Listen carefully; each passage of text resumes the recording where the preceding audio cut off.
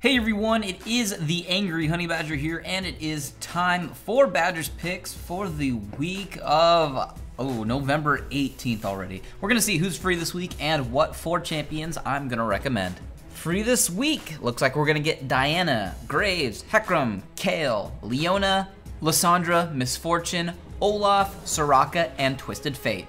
And as for my first recommendation for this week, I'm gonna throw it over to Diana. Now Diana is what we would call secretly OP, and it's mostly kind of a snowballing effect. I still like to play her in the jungle, but obviously you're kind of waiting until level 6 for your gank opportunities. But once she really gets going, and if she gets a tiny bit ahead, she really brings like an insane amount of damage to fights. I don't know really where in her kit all this damage lies. A lot of it is in that passive.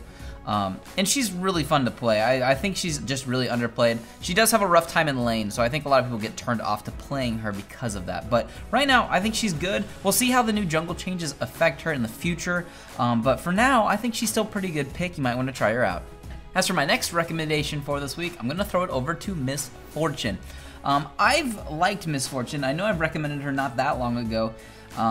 By the time this video comes out, a new build for her won't be up, but it will be probably later this week.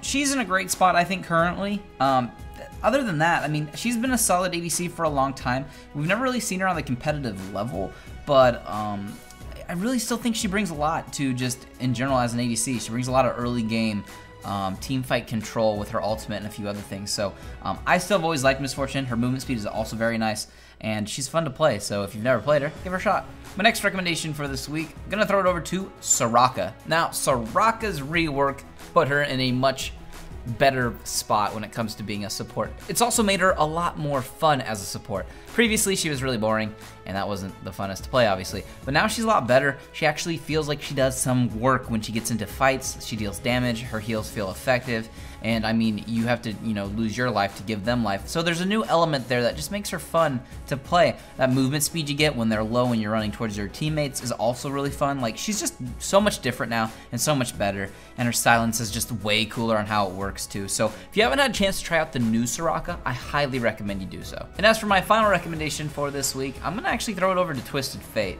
Now, Twisted Fate, I like to recommend Twisted Fate for players who like to play mid and actually make a huge impact on the game in other lanes. Like, if you have a friend who jungles, maybe they're just not the greatest at impacting on ganks, definitely use Twisted Fate. Use his ultimate to get into fights and help out with those ganks. Also, if you farm hard early, you get that extra gold from his passive, and you can buy items faster, which keeps snowballing Twisted Fate as the game goes on. So if you want to play a champion like that, try out Twisted Fate.